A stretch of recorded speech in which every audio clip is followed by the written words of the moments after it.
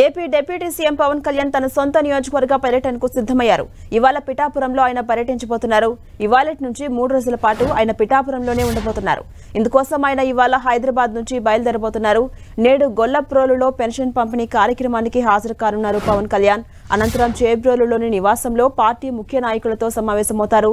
రేపు కాకినాడ కలెక్టరేట్లో వివిధ శాఖల అధికారులతో సమీక్షించబోతున్నారు. 3వ రోజు పవన్ ఉప్పాడలో కోతకు గురవుతున్న సముద్ర తీర ప్రాంతాన్ని పరిశీలించబోతున్నారు. ఇక ఎల్లుండి సాయంత్రం పవన్ వారాహి బహిరంగ సభలో పాల్గొంటారు. మరోవైపు ఏపీ ఉప ముఖ్యమంత్రి పవన్ కళ్యాణ్ కు వినతి పత్రం అందజేశారు క్రీడాకారులు.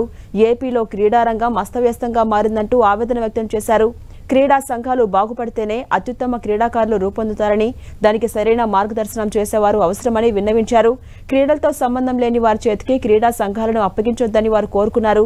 క్రికెట్లో అనుభవం ఉన్న వారికే క్రికెట్ సంఘం బాధ్యతలు అప్పగించాలని, అలాగే కబడ్డీ ఆటపై పట్టు ఉన్న వారికే కబడ్డీ సంఘాన్ని అప్పగించాలని కోరారు.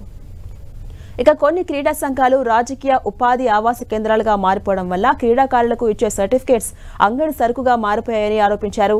దానివల్ల ఎటువంటి క్రీడానుభవం లేని వారు క్రీడాకారుల కోటాలో ప్రభుత్వ ఉద్యోగాలు, విద్యాసంస్థలో సీట్లు పొందుతున్నారని ఆవేదన వ్యక్తం చేశారు.